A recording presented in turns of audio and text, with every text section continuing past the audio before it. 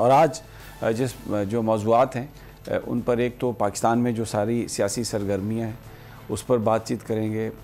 तोशा खाना बुनियादी तौर पर वो जो उसका एक केस अपोजिशन ने यानी पंजाब असम्बली में अपोजिशन और कौमी असम्बली में जो हुकूमत है उन्होंने बनाने की कोशिश की है, किस हद तक कामयाब होंगे। जो नाअहल करवाना चाहते हैं इमरान खान को टेक्निकली, अबूज़र उनसे हम ये सवाल करेंगे। इसके अलावा दूसरे लीगल जो मामलात हैं, पंजाब की जो नंबर गेम है उसका बड़े ट्विस्ट आ रहे हैं और आज एक बड़ी कामयाबी मिली है पीटीआई को।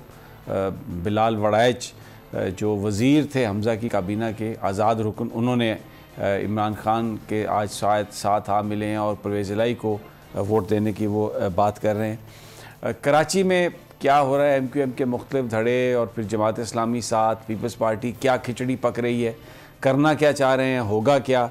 और chief of army staff Saudi Arab के दौरे पर हैं, फिर वो UAE भी जाएंगे। हमेशा जो भी नया चीफ़ बनता है ये दौरा करता है, लेकिन इसका ताल्लुक़ जो है इस वक्त हमारी इक़्तिसादी हालत से जोड़ा जा रहा है। और नून लीग के अरकान ये दावा कर रहे हैं कि जी बस बहुत जल्द अब देखिएगा सऊदी अरब से और UAE से जो रिक्वायर्ड मनी है वो आ जाएगी और फिर इंतज़ाम हुकूमत जो है, कारोबार हुकूमत चलेगा। हो सकता है कारोबार हुकूमत चल जाए, लेकिन जो आवाम की सूरत हाल है उसमें तो हमें इस तब्दीली की कोई भी उसमें बात नहीं है। एक और जो बात है बड़ी अहम, जो आज हम जिस पर बात करेंगे वो ये है कि एक जनरल बाजवा जो हैं वो फ़ौज से तो रिटायर हो गए हैं, लेकिन उसके बाद हम देख रहे हैं कि बहुत एक्टिव है। वो सहाफ़ियों को बुलाते हैं, 4, 5, 6 कभी यूट्यूबर्स हैं उनमें, कभी एंकर्स हैं, कभी उनमें वर्किंग जर्नलिस्ट हैं, और उनको बुला के न सिर्फ वो अपनी पोजीशन क्लियर करने की कोशिश करते हैं, लेकिन इसके साथ साथ ही सूरत हाल का सारा जो मलबा है वो इमरान खान पर डालने की कोशिश करते हैं।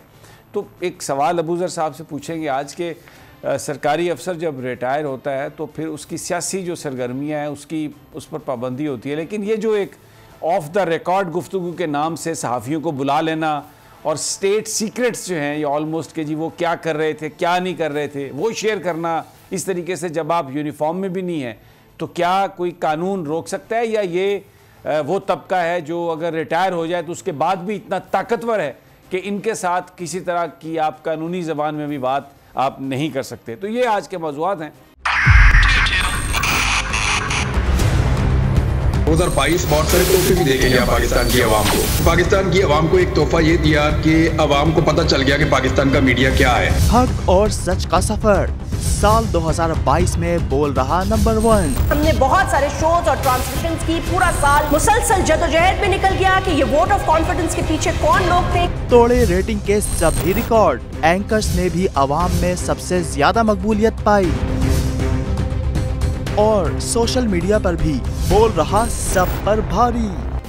सब्सक्राइब करें और बेल दबाएं ताकि कोई खबर रह न जाए।